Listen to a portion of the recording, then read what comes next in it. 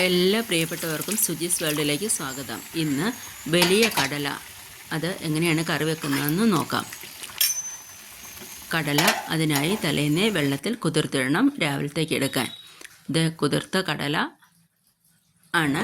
അത് കഴുകി വാരി കുക്കറിലേക്ക്. നിങ്ങൾക്ക് പാചക വീഡിയോകൾ ഇഷ്ടപ്പെടുന്നുണ്ടെങ്കിൽ ചാനൽ ലൈക്ക് ചെയ്യാനും കമൻറ്റ് ചെയ്യാനും സബ്സ്ക്രൈബ് ചെയ്യാനും മറക്കരുത്.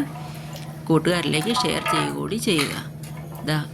കടല കഴുകി വാരി എടുത്തിട്ടുണ്ട്. അതിലേക്ക് നമുക്ക് 2 വലിയ സവോളയാണ് ഞാൻ എടുത്തിരിക്കുന്നത്. അത്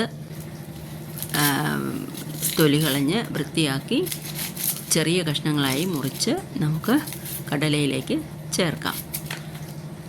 3 പച്ചമുളക് കൂടി ഞാൻ എടുത്തിട്ടുണ്ട്. അപ്പം സവോളയെല്ലാം സുന്ദരന്മാരായിട്ടുണ്ട്. വെള്ളത്തിൽ കിടന്ന് ഒന്നുകൂടെ കുളിച്ച് വന്നപ്പോൾ ഭംഗിയായിട്ടുണ്ട്. ഇനിയിപ്പം ഇവരെല്ലാവരെയും നമുക്ക് കടലയിലേക്ക് ചേർത്ത് കൊടുക്കാം. പച്ചമുളകും ഒപ്പം ചേർത്തു. നെകക്കെ വെള്ളം ഒഴിക്കുക. അതിനുശേഷം 1/4 സ്പൂൺ മഞ്ഞൾപ്പൊടി ഇട്ടു. കുക്കർ അടച്ചു. അടുപ്പിലേക്ക് ഒരു 4 വിസിൽ വന്നു കഴിഞ്ഞാൽ കൃത്യമായും പാകമാവും.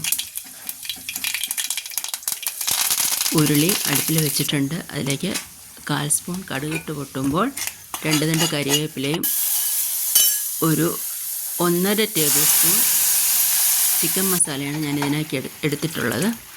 അതിലേക്ക് കടലയിട്ട് വെള്ളം കൂടി ഒഴിച്ച് നമുക്ക് വേകാൻ വയ്ക്കാം. ആവശ്യത്തിന് ഉപ്പ് ചേർത്ത് കൊടുക്കാം. അധികം ഉപ്പ് ആദ്യം ഇടരുത്.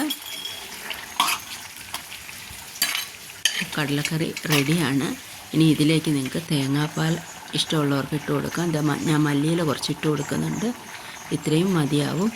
അല്പം ഗരം മസാല കൂടി ചേർത്ത് കൊടുത്താൽ അത് പെട്ടെന്ന് തന്നെ റെഡിയാവും. നല്ലൊരു തിള വന്നു കഴിഞ്ഞാൽ നമുക്ക് മൂടി വയ്ക്കാം.